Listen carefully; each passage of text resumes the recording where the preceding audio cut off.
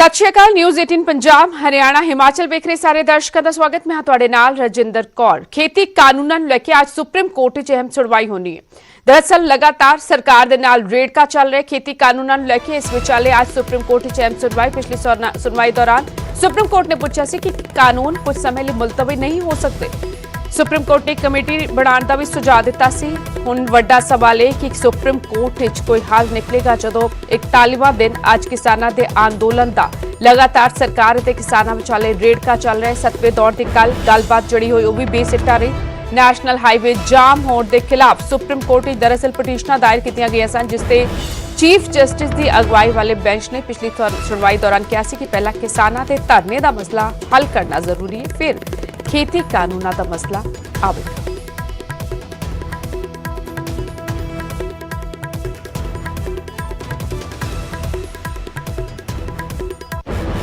इस विचाले किसानां ते केंद्र विचाले 7वें दौर दी हुई कल दी मीटिंग भी बेसिट्टा रही। खेती कानूनां नूं लैके रेड़का बरकरार। इस विचाले कल तो किसान अपना आंदोलन तेज करन जा रहे हैं।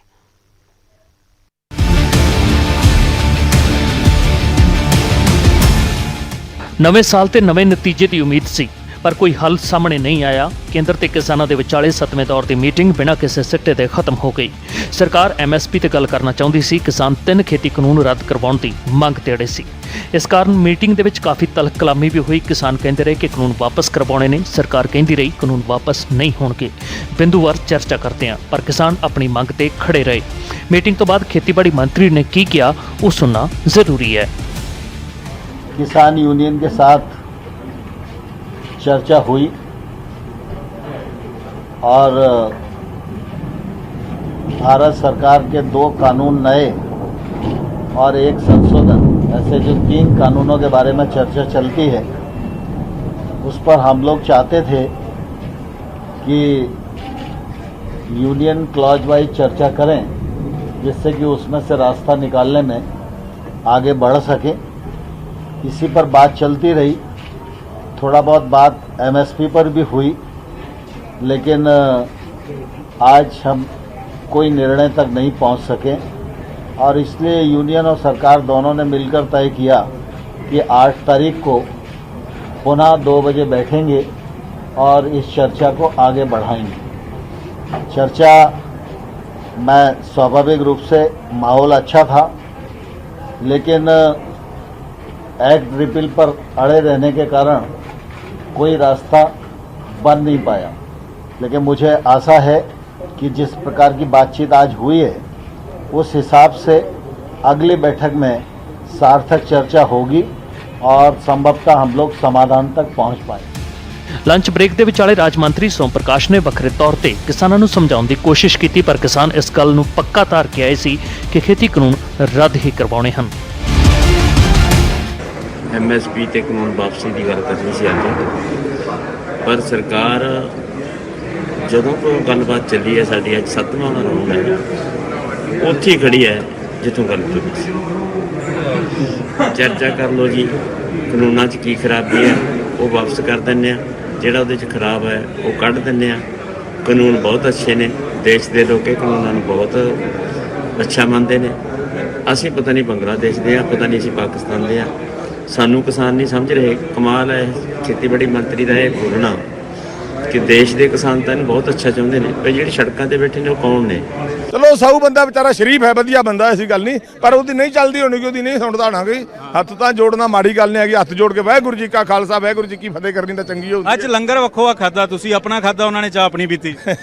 ਉਹ ਫਿਰ ਉਹ ਪਿਛਲੀ ਵਾਰ ਤਾਂ ਉਹਨਾਂ ਕੁਝ ਕਰਤਾ ਸੀ, ਫਿਰ ਅਸੀਂ ਚਾਹ ਪੀ ਲਈ ਜਾ ਕੇ ਉਹਨਾਂ ਦੀ। ਐਤਕਾ ਉਹਨਾਂ ਨੇ ਕਰਿਆ ਕੁਝ ਨਹੀਂ, ਐਤਕਾ ਲਾਰਾ ਜਾ ਦਿੱਤਾ ਨੇ ਤੇ ਐਤਕਾ ਅਸੀਂ ਚਾਹ ਨਹੀਂ ਪੀਤੀ। ਲੰਗਰ ਵੀ ਤੁਸੀਂ ਉਹਨਾਂ ਨੂੰ ਆਪਣਾ ਨਹੀਂ ਖਵਾਇਆ।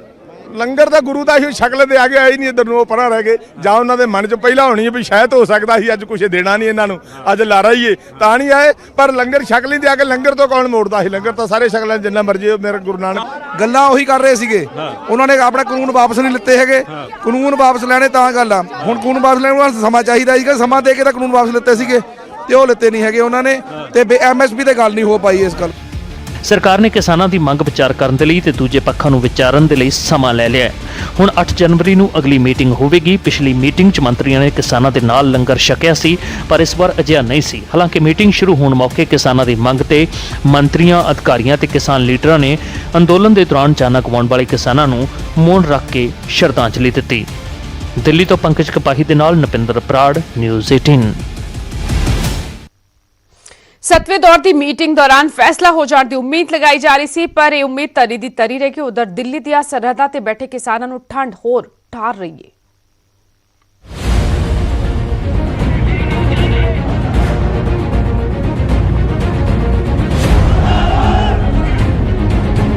पहाड़ों च हो रही बर्फबारी ने मैदानी इलाकों च कंबनी छेड़ रखी है। बेशक ठंड इस बार पिछले कई साल के रिकॉर्ड तोड़ रही है, पर दिल्ली च डटे किसानां दे हौसले अगे तां हड्ड चीरदी ये ठंड भी बेवस नजर आ रही है। दिल्ली दे टिकरी बॉर्डर दी तस्वीरां वेख हर कोई सोचण नूं मजबूर है कि आखिर किस मिट्टी दा बणिया है ये अन्नदाता, जिन्हां दिनी लोकी ठंड कारण घरां विचों निकलण तो भी डर रहे ने। उस ठंड नूं ये किसान अपने जज्बे अते हौसलिਆਂ नाल मात पा रहे ने। फिर भावें बच्चे होण, नौजवान जां बुजुर्ग, सब दे हौसले एक तो एक वध के। तस्वीरां दिल्ली दे टिकरी बॉर्डर दियां ने, जिथे तिन्ने खेती कानूनां खिलाफ नंगे तड़ किसानां दा प्रदर्शन जारी है ਅਤੇ ਐਲਾਨ ਕੀਤਾ ਹੋਇਆ ਹੈ ਕਿ ਜਦੋਂ ਤੱਕ ਇਹ ਕਾਨੂੰਨ ਵਾਪਸ ਨਹੀਂ ਹੁੰਦੇ ਕਿਸਾਨ ਇਸੇ ਤਰ੍ਹਾਂ ਨੰਗੇ ਤੜ ਆਪਣਾ ਪ੍ਰਦਰਸ਼ਨ ਜਾਰੀ ਰੱਖਣਗੇ।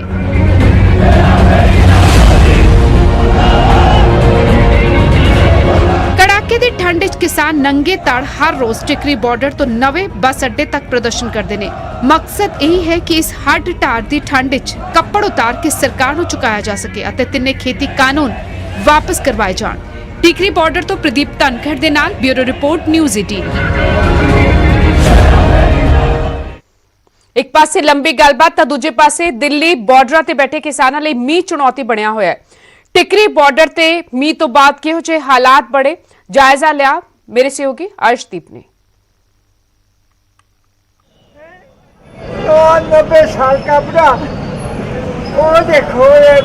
लगातार बारिश हो रही है। 4 जनवरी की मीटिंग भी जे असीं गल करिए उस दे विच कोई फैसला नहीं हो सकिया। दिक्कतां लगातार वध रही ने। तुसीं देख सकते हो कि हल्की हल्की कणियां इस वेले पै रही ने। काफ़ी तेज़ बारिश हो चुकी है। सारा दिन विच रुक रुक के बारिश हुंदी रही है। देख सकते हो कि दिक्कतां जिहड़ियां इत्थे लोग रह रहे ने, जिहड़े धरने दे विच आए हुए ने, उन्हां दीयां दिक्कतां वध रही ने। ठंड भी वध रही है जिवें जिवें बारिश हो रही है। 3 दिन तो लगातार रुक रुक के बारिश हो रही है। ਤੁਸੀਂ ਦੇਖ ਸਕਦੇ ਹੋ ਕਿ ਲੱਕੜਾਂ ਪਈਆਂ ਨੇ। ਜਿਹੜਾ ਬਾਲਣ ਹੈ ਉਸ ਦਾ ਵੀ ਡਰ ਹੈ ਕਿ ਬਾਲਣ ਗਿੱਲਾ ਹੋ ਰਿਹਾ ਹੈ। ਕਾਫੀ ਜਿਹੜੀਆਂ ਮੁਸ਼ਕਲਾਂ ਨੇ ਉਹ ਜ਼ਰੂਰ ਵੱਧਦੀਆਂ ਨਜ਼ਰ ਆ ਰਹੀਆਂ ਨੇ। ਬਾਪੂ ਜੀ, ਬਾਰਿਸ਼ ਹੋ ਰਹੀ ਹੈ ਲਗਾਤਾਰ, ਕੀ ਕਹਿਣਾ ਚਾਹੋਗੇ? ਦਿੱਕਤਾਂ ਵੱਧ ਰਹੀਆਂ ਨੇ। ਸਤਿ ਸ਼੍ਰੀ ਅਕਾਲ। ਠੀਕ ਠਾਕ ਹੈ, ਵਧੀਆ, ਕੋਈ ਪ੍ਰੋਬਲਮ ਨਹੀਂ ਹੈ। ਅਸੀਂ ਆਦਾ ਪ੍ਰਬੰਧ ਕੀਤਾ, ਦੇਖ ਲਓ, ਆਜੋ ਅੰਦਰ, ਆਜੋ ਅੰਦਰ, ਆਜੋ। ਲਾਈਟ ਵੀ ਹੈ ਨਹੀਂ, ਲਾਈਟ ਵੀ ਆਹ ਦੇਖੋ ਜੀ। ਹਾਂਜੀ ਹਾਂਜੀ, ਆਹ ਦੇਖੋ ਜੀ। ਹਾਂਜੀ, ਆਜੋ ਅੰਦਰ, ਆਜੋ। ਤੁਸੀਂ ਦੇਖ ਸਕਦੇ ਹੋ ਕਿ ਥੱਲੇ ਜਿਹੜੇ ਬਿਸਤਰੇ ਲਾਏ ਗਏ ਸੀ ਉੱਥੇ ਪਾਣੀ ਆ ਚੁੱਕਿਆ, ਇਸ ਕਰਕੇ ਟਰਾਲੀਆਂ ਦੇ ਵਿੱਚ ਸ਼ਿਫਟ ਹੋ ਗਏ ਨੇ ਸਾਰੇ ਲੋਕ। ਦੂਸਰੇ ਪਾਸੇ ਜਿਹੜਾ ਡਿਵਾਈਡਰ ਹੈਗਾ ਉਸ ਦੇ ਵਿੱਚ ਆਸਰਾ ਲੈਣ ਦੇ ਲਈ ਜਗ੍ਹਾ ਬਣਾਈ ਗਈ ਹੈ।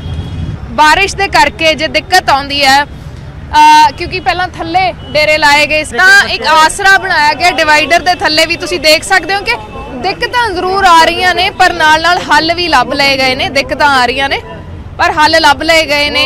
ਬੱਚੇ ਆਏ ਹੋਏ ਨੇ। ਕਿਹੜੇ ਪਿੰਡੋਂ ਆਏ ਹੋ ਜੀ? ਰਾਮਾ ਪਿੰਡ, ਜ਼ਿਲ੍ਹਾ ਮੋਗਾ ਜੀ। ਪਿੰਡ ਰਾਮਾ, ਜ਼ਿਲ੍ਹਾ ਮੋਗਾ ਜੀ। ਅੱਛਾ, ਕਿੰਨੇ ਦਿਨ ਹੋ ਗਏ ਆਇਆਂ ਨੂੰ? ਸਾਨੂੰ ਜੀ ਪਹਿਲਾਂ 18 ਦੇ ਲਗਾਤਾਰ ਹੈ ਕਿ 26 ਤਰੀਕ ਦੇ ਸ਼ੁਰੂ ਤੋਂ ਆਏ ਜੀ। ਤੇ ਜਿਵੇਂ ਅਸੀਂ ਦੇਖ ਰਹੇ ਹਾਂ ਵੀ ਪਹਿਲਾਂ ਟਰਾਲੀਆਂ 'ਚ ਆਸਰਾ ਲਿਆ ਸੀ, ਹੁਣ ਤੁਸੀਂ ਇੱਥੇ ਇੰਤਜ਼ਾਮ ਕੀਤਾ ਹੈ ਤੇ ਦਿੱਕਤਾਂ ਆ ਰਹੀਆਂ ਨੇ। ਅੱਜ ਦੀ ਮੀਟਿੰਗ 'ਚ ਵੀ ਕੋਈ ਫੈਸਲਾ ਨਹੀਂ ਹੋ ਸਕਿਆ। ਕੀ ਇਰਾਦਾ, ਕੀ ਰਣਨੀਤੀ ਹੈ? ਅਸੀਂ ਤਾਂ ਹੀ ਬਹਿ ਕੇ ਜਾਵਾਂਗੇ ਬਸ। ਅਸੀਂ ਜਾਣਾ ਨਹੀਂ ਗਾ। ਉਹਨਾਂ ਚਿਰ ਜਾਣਾ ਨਹੀਂ, ਅਸੀਂ ਇੱਥੇ ਹੀ ਰਹਿਣਾ। ਅਸੀਂ ਬਾਬਾ ਸਾਡੀ ਜਾਨ ਚਲੀ ਜਾਵੇ, ਇੱਥੇ ਰਹਿਣਾ ਅਸੀਂ। ਉਹ ਬੱਚਿਆਂ ਨੂੰ ਨਿੱਕੇ ਨਿੱਕੇ ਲਿਆਂਦੇ ਨਾਲ, ਉਹਨਾਂ ਨੂੰ 8 ਦਿਨ ਹੋ ਗਏ। ਜਿਹਨੇ ਦਿਨ ਫਾਈਨਲ ਨਿਬੜਦਾ ਜਾਣਾ ਨਹੀਂ ਅਸੀਂ ਭਿੱਜਾਂਗੇ ਜੀ। ਅਸੀਂ ਭਿੱਜਾਂਗੇ। ਕੋਈ ਸਾਨੂੰ ਪ੍ਰੋਬਲਮ ਹੈ ਨਹੀਂ ਕੋਈ ਏਡੀ, ਸਾਨੂੰ ਉਮੀਦ ਹੀ ਨਹੀਂ ਹੈ।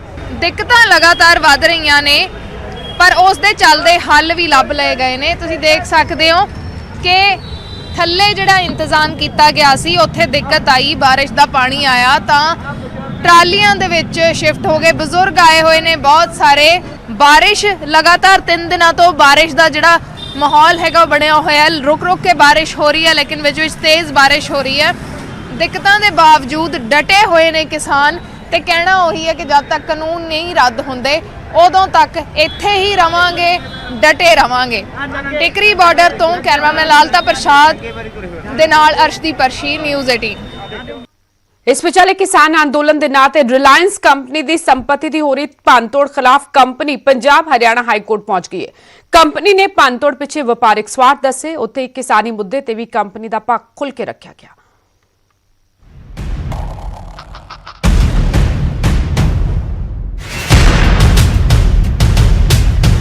ਦੇਸ਼ ਦੇ ਵਿੱਚ ਇੱਕ ਪਾਸੇ ਕਿਸਾਨ ਅੰਦੋਲਨ ਚੱਲ ਰਿਹਾ ਹੈ ਤਾਂ ਦੂਜੇ ਪਾਸੇ ਕੁਝ ਥਾਵਾਂ ਤੇ ਕਾਰਪੋਰੇਟ ਘਰਾਣਿਆਂ ਦੀ ਸੰਪत्ति ਨੂੰ ਨੁਕਸਾਨ ਪਹੁੰਚਾਇਆ ਜਾ ਰਿਹਾ ਹੈ। ਦੇਸ਼ ਦੀ ਸਭ ਤੋਂ ਵੱਡੀ company Reliance Punjab Haryana high court ਵਿੱਚ ਪਹੁੰਚ ਗਈ ਹੈ। ਕੰਪਨੀ ਨੇ ਪੰਜਾਬ ਅੰਦਰ ਆਪਣੇ ਮੋਬਾਈਲ ਟਾਵਰਾਂ ਤੇ ਹੋਰ ਵਪਾਰਿਕ ਅਦਾਰਿਆਂ ਦੇ ਹੋਏ ਨੁਕਸਾਨ ਖਿਲਾਫ ਅਦਾਲਤ ਦਾ ਬੂਹਾ ਖੜਕਾਇਆ ਹੈ। ਕੰਪਨੀ ਨੇ ਆਪਣੀ ਪਟੀਸ਼ਨ ਦੇ ਵਿੱਚ ਕਿਹਾ ਕਿ ਕਿਸਾਨਾਂ ਦੇ ਨਾਂ ਤੇ ਕੁਝ ਵਪਾਰਿਕ ਮੁਕਾਬਲੇਬਾਜ਼ ਉਹਨਾਂ ਦੀ ਸੰਪत्ति ਦੀ ਭੰਨਤੋੜ ਕਰ ਰਹੇ ਨੇ। ਰਿਲਾਇੰਸ ਦੇ ਅਕਸ ਨੂੰ ਖਰਾਬ ਕਰਨ ਦੀ ਕੋਸ਼ਿਸ਼ ਕੀਤੀ ਜਾ ਰਹੀ ਹੈ। ਅਜਿਹੇ ਦੇ ਵਿੱਚ ਕੰਪਨੀ ਨੇ ਅਦਾਲਤ ਦੇ ਜ਼ਰੀਏ ਮੰਗ ਕੀਤੀ ਹੈ ਕਿ ਉਸ ਦੀ ਸੰਪत्ति ਤੇ ਮੁਲਾਜ਼ਮਾਂ ਦੀ ਸੁਰੱਖਿਆ ਯਕੀਨੀ ਬਣਾਈ ਜਾਵੇ। ਕੰਪਨੀ ਨੇ ਕਿਸਾਨੀ ਮੁੱਦੇ ਤੇ ਵੀ ਖੁੱਲ੍ਹ ਕੇ ਆਪਣੇ ਵਿਚਾਰ ਪ੍ਰਗਟ ਕੀਤੇ ਨੇ। ਕੰਪਨੀ ਨੇ ਜਾਰੀ ਬਿਆਨ ਦੇ ਵਿੱਚ ਕਿਹਾ ਕਿ ਕਾਰਪੋਰੇਟ ਕੰਟਰੈਕਟ ਫਾਰਮਿੰਗ ਦੇ ਨਾਲ ਰਿਲਾਇੰਸ ਦਾ ਕੋਈ ਲੈਣਾ ਦੇਣਾ ਨਹੀਂ ਹੈ। ਕਾਰਪੋਰੇਟ ਖੇਤੀ ਦੇ ਵਿੱਚ ਐਂਟਰ ਹੋਣ ਦੀ ਕੰਪਨੀ ਦੀ ਕੋਈ ਯੋਜਨਾ ਵੀ ਨਹੀਂ ਹੈ ਤੇ ਨਾ ਹੀ ਕੰਪਨੀ ਨੇ ਪਹਿਲਾਂ ਅਜਿਹਾ ਕੁਝ ਕੀਤਾ ਹੈ। ਕੰਟਰੈਕਟ ਫਾਰਮਿੰਗ ਦੇ ਲਈ ਕੰਪਨੀ ਨੇ ਕੋਈ ਜ਼ਮੀਨ ਨਹੀਂ ਖਰੀਦੀ ਤੇ ਨਾ ਹੀ ਖੇਤੀਬਾੜੀ ਜ਼ਮੀਨ ਨੂੰ ਖਰੀਦਾਂਗੇ। ਰਿਲਾਇੰਸ ਕਿਸਾਨਾਂ ਤੋਂ ਸਿੱਧਾ ਅਨਾਜ ਕਦੀ ਨਹੀਂ ਖਰੀਦਦੀ। ਕੰਪਨੀ ਨੇ ਇਹ ਵੀ ਸਪਸ਼ਟ ਕੀਤਾ ਕਿ ਉਸਨੇ ਕਦੇ ਵੀ ਘੱਟ ਕੀਮਤ ਵਾਲੇ ਲੰਬੇ ਸਮੇਂ ਵਾਲੇ ਕੰਟਰੈਕਟ ਨਹੀਂ ਕੀਤੇ। ਕੰਪਨੀ ਨੇ ਇਹ ਵੀ ਕਿਹਾ ਕਿ ਸਪਲਾਇਰ ਕਿਸਾਨਾਂ ਤੋਂ MSP ਤੇ ਹੀ ਖਰੀਦ ਕਰਨ। ਕੰਪਨੀ ਨੇ ਆਪਣੇ ਬਿਆਨ ਦੇ ਵਿੱਚ ਇਹ ਵੀ ਦੁਹਰਾਇਆ ਕਿ ਉਹ ਪੂਰੀ ਤਰ੍ਹਾਂ ਦੇਸ਼ ਦੇ ਕਿਸਾਨਾਂ ਦੇ ਨਾਲ ਨੇ ਤੇ ਕਿਸਾਨਾਂ ਦੀ ਮਜ਼ਬੂਤੀ ਅਤੇ ਖੁਸ਼ਹਾਲੀ ਦੇ ਲਈ ਵਚਨਬੱਧ ਨੇ। Bureau report, news 18 Punjab. Reliance ਵੱਲੋਂ ਸੰਪत्ति ਦੀ ਭੰਨਤੋੜ ਖਿਲਾਫ ਹਾਈ ਕੋਰਟ ਜਾਣ ਤੇ ਸਿਆਸਤ ਵੀ ਗਰਮਾਈ ਹੋਈ ਹੈ। ਬੀਜੇਪੀ ਕਾਂਗਰਸ ਨੂੰ ਨਸੀਹਤ ਦੇ ਰਹੀ ਹੈ ਤਾਂ ਕਾਂਗਰਸ ਬੀਜੇਪੀ ਨੂੰ ਜ਼ਿੰਮੇਵਾਰੀ ਸਮਝਣ ਦੀ ਸਲਾਹ ਦੇ ਰਹੀ ਹੈ।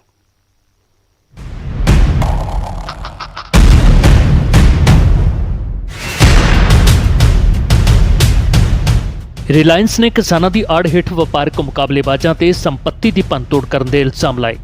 ਹਾਈ ਕੋਰਟ ਦਾ ਰੁਖ ਕੀਤਾ। ਰਿਲਾਇੰਸ ਕੰਪਨੀ ਹਾਈ ਕੋਰਟ ਪਹੁੰਚੀ ਤਾਂ ਪੰਜਾਬ ਤੋਂ ਲੈ ਕੇ ਗੁਆਂਢੀ ਸੂਬਿਆਂ ਤੱਕ ਸਿਆਸਤ ਪੱਕ ਗਈ। ਪੰਜਾਬ ਬੀਜੇਪੀ ਨੇ ਕਿਹਾ ਕਿ ਜਿਸ ਤਰ੍ਹਾਂ ਕਿਸਾਨਾਂ ਦੀ ਆੜ ਦੇ ਹੇਠ ਸ਼ਰਾਰਤੀ ਅੰਸਰ ਕਾਰਪੋਰੇਟ ਘਰਾਣਿਆਂ ਦੀ ਸੰਪत्ति ਨੂੰ ਟਾਰਗੇਟ ਕਰ ਰਹੇ ਨੇ, ਉਸ ਨਾਲ ਉਦਯੋਗਪਤੀ ਪੰਜਾਬ ਤੋਂ ਕਿਨਾਰਾ ਕਰ ਲੈਣਗੇ ਅਤੇ ਪੰਜਾਬ ਨੂੰ ਆਰਥਿਕ ਤੌਰ ਤੇ ਇਸ ਦਾ ਖਮਿਆਜ਼ਾ ਭੁਗਤਣਾ ਪਵੇਗਾ। रिलायंस कोई बाहर से नहीं है। रिलायंस का आप इतिहास तो देखो, वो कोई ठगी पंजी नहीं है। कहाँ से चले थे, कहाँ मेहनत कहाँ थे वो पहले, उनके फादर कहाँ थे, क्या काम करते थे। उन्होंने अपनी मेहनत करके जो आज स्ट्रक्चर खड़ा किया है तो कोई किसानों से किया है। मतलब जो खेती बाड़ी है, जो है कंट्रैक्ट फार्मिंग है, वो तो हमारी मर्जी है, हम जिस मर्जी को दे। ਰਿਲਾਇੰਸ ਦੇ ਵੱਲੋਂ ਹਾਈ ਕੋਰਟ ਜਾਣ ਤੇ ਪੰਜਾਬ ਕਾਂਗਰਸ ਦਾ ਬਿਆਨ ਵੀ ਸਾਹਮਣੇ ਆਇਆ ਹੈ। ਕਾਂਗਰਸ ਨੇ ਕਿਹਾ ਕਿ ਨਾ ਤਾਂ ਸੂਬਾ ਸਰਕਾਰ ਤੇ ਨਾ ਹੀ ਕਿਸਾਨ ਰਿਲਾਇੰਸ ਦੇ ਖਿਲਾਫ ਨੇ। ਸਾਰੀ ਸਮੱਸਿਆ ਕੇਂਦਰ ਸਰਕਾਰ ਦੇ ਵੱਲੋਂ ਪੈਦਾ ਕੀਤੀ ਗਈ ਹੈ। ਲੜਾਈ ਕੇਂਦਰ ਦੇ ਖਿਲਾਫ ਹੈ, ਉਦਯੋਗਪਤੀਆਂ ਦੇ ਖਿਲਾਫ ਨਹੀਂ। ਸ਼ਰਾਰਤੀ ਅੰਸਰਾਂ ਦੇ ਵੱਲੋਂ ਸੰਪत्ति ਦੀ ਕੀਤੀ ਜਾ ਰਹੀ ਭੰਨਤੋੜ ਤੇ ਹਰਿਆਣਾ ਤੇ ਹਿਮਾਚਲ ਦੀ ਸਰਕਾਰ ਵੀ ਸਖਤ ਹੈ। ਅੰਦੋਲਨ ਦੀ ਆੜ ਦੇ ਹੇਠ ਜਾਇਦਾਦਾਂ ਦਾ ਨੁਕਸਾਨ ਕਰ ਰਹੇ ਅੰਸਰਾਂ ਦੇ ਖਿਲਾਫ ਕਾਰਵਾਈ ਦੀ ਤਿਆਰੀ ਵਿੱਚ ਹੈ। जिस तरह से नरेंद्र भाई मोदी के नेतृत्व में केंद्र में जो हमारी सरकार है और नरेंद्र भाई मोदी और हमारी सरकार किसानों के हितैषी हैं और जो भी फैसले लेते हैं वो किसानों के हक में लेते हैं। ਪੰਜਾਬ 'ਚ ਰਿਲਾਇੰਸ ਦੇ ਕੁਝ ਟਾਵਰਾਂ ਦਾ ਨੁਕਸਾਨ ਕੀਤਾ ਗਿਆ ਹੈ। ਕਿਸਾਨ ਜਥੇਬੰਦੀਆਂ ਵੀ ਇਸ ਭੰਨਤੋੜ ਦੀ ਨਿਖੇਧੀ ਕਰ ਚੁੱਕੀਆਂ ਨੇ। ਹੁਣ ਰਿਲਾਇੰਸ ਨੇ ਹਾਈ ਕੋਰਟ ਵਿੱਚ ਪਟੀਸ਼ਨ ਪਾ ਕੇ ਕਿਹਾ ਕਿ ਕਿਸਾਨਾਂ ਦੀ ਆੜ ਦੇ ਹੇਠ ਕੁਝ ਵਪਾਰਕ ਮੁਕਾਬਲੇਬਾਜ਼ ਕੰਪਨੀ ਦੀ ਸੰਪत्ति ਦਾ ਨੁਕਸਾਨ ਕਰ ਰਹੇ ਨੇ। ਰਿਲਾਇੰਸ ਨੇ ਇਹ ਵੀ ਸਪਸ਼ਟ ਕੀਤਾ ਕਿ ਕੰਪਨੀ ਹਮੇਸ਼ਾ ਕਿਸਾਨਾਂ ਦੇ ਨਾਲ ਖੜੀ ਹੈ, ਪਰ ਕਿਸਾਨਾਂ ਦੇ ਨਾਂ ਹੇਠ ਸ਼ਰਾਰਤੀ ਅੰਸਰਾਂ ਦੇ ਵੱਲੋਂ ਕੀਤੀ ਜਾ ਰਹੀ ਭੰਨਤੋੜ ਦੇ ਖਿਲਾਫ ਹੈ। Bureau report, news 18। ਇਧਰ ਜੀਓ ਦੇ ਚੰਡੀਗੜ੍ਹ ਡਿਸਟ੍ਰੀਬਿਊਟਰ ਪ੍ਰਿੰਸ ਬੰਸਲ ਦੱਸ ਰਹੇ ਨੇ ਕਿ ਨਵੇਂ ਕਾਨੂੰਨਾਂ ਨਾਲ ਜੀਓ ਨੂੰ ਕੋਈ ਬੈਨੀਫਿਟ ਨਹੀਂ। ਇੱਕ ਸਾਜ਼ਿਸ਼ ਤਹਿਤ ਜਾਣਬੁੱਝ ਕੇ ਜੀਓ ਦਾ ਨਾਮ खेती ਕਾਨੂੰਨਾਂ ਨਾਲ जोड़ा जा रहा है। ही रहा है कि डायरेक्ट वो एग्रीकल्चर में इन्वेस्टमेंट करेंगे, कॉन्ट्रैक्चुअल फार्मिंग करेंगे, वो उसमें कोई भी ना कभी सोचा है और ना कभी आगे करने का फ्यूचर प्लान है। तो ये चीज़ क्लियर करने के लिए बताई गई है। हाँ, पैन इंडिया लेवल के ऊपर साफ इन्होंने हमारे बोल दिया गया है कि ना हमारा कोई विचार है, ना हमने किया है और ना हम कभी आगे करेंगे। ये क्लियर है, इसमें कोई वो नहीं है, दो राय नहीं है। ਅੱਗੇ ਵਧਿਆ ਕੋਵਿਡ-19 ਮਹਾਮਾਰੀ ਨੇ ਆਪਸੀ ਨਿਰਭਰਤਾ ਦੀ ਭਾਵਨਾ ਨੂੰ ਮਜ਼ਬੂਤ ਕੀਤਾ, ਜਿਸ ਨਾਲ ਪੂਰਾ ਦੇਸ਼ ਇਸ ਮੁਸੀਬਤ ਦਾ ਇਕਜੁੱਟ ਹੋ ਕੇ ਮੁਕਾਬਲਾ ਕਰ ਸਕੇ। ਵੈਕਸੀਨੇਸ਼ਨ ਦੇ ਐਲਾਨ ਤੋਂ ਬਾਅਦ ਜ਼ਰੂਰਤ ਹੋਏਗੀ ਕਿ ਅਸੀਂ ਆਪਣਾ ਮੋਹਰੀ ਯੋਗਦਾਨ ਦਈਏ, ਜਿਸ ਨਾਲ ਅਸੀਂ ਇੱਕੋ ਸਮੇਂ ਵਾਇਰਸ ਨੂੰ ਹਰਾਉਣ ਵੱਲ ਕਦਮ ਵਧਾ ਸਕੀਏ ਅਤੇ ਨੈਟਵਰਕ 18 ਇਸ ਮੁਹਿੰਮ ਵਿੱਚ ਹਰ ਕਦਮ ਤੇ ਤੁਹਾਡੇ ਨਾਲ ਹੋਏਗਾ। ਜਦ ਤੱਕ ਸਾਰੇ ਸੁਰੱਖਿਅਤ ਨਹੀਂ ਹੁੰਦੇ, ਉਦੋਂ ਤੱਕ ਕੋਈ ਸੁਰੱਖਿਅਤ ਨਹੀਂ। ਸੋਚ ਦੇ ਆਧਾਰ ਤੇ ਕੈਂਪੇਨ ਸੰਜੀਵਨੀ ਦਾ ਮਕਸਦ ਇਹ ਸੁਨਿਸ਼ਚਿਤ ਕਰਨਾ ਹੈ ਕਿ ਵੈਕਸੀਨ ਪਾਉਣਾ ਸਾਰੇ ਭਾਰਤੀਆਂ ਦਾ ਅਧਿਕਾਰ ਹੈ।